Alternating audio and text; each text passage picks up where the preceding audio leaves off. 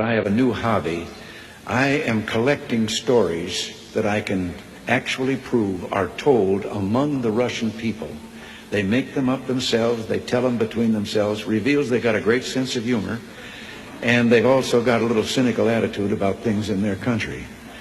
The story was an American and a Russian arguing about their two countries, and the American said, look, in my country, I can walk into the Oval Office, I can pound the president's desk and say, Mr. President, I don't like the way you're running our country.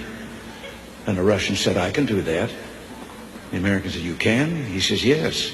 I can go into the Kremlin, to the General Secretary's office, pound his desk and say, Mr. General Secretary, I don't like the way President Reagan's running his country. I didn't tell this one to Gorbachev.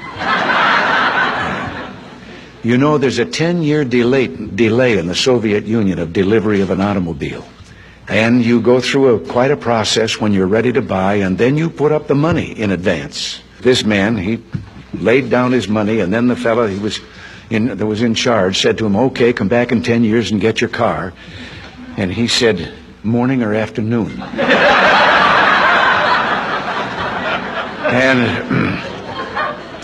And the fellow behind the counter said, well, 10 years from now, what difference does it make?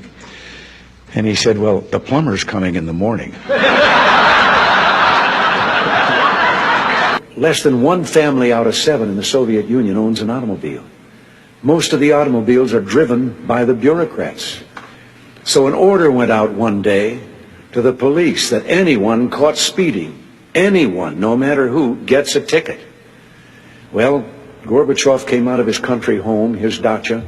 He was late getting to the Kremlin. There was his limousine and driver waiting. He told the driver to get in the back seat, he'd drive, and down the road he went. They passed 2 motorcycle cops. One took out after him.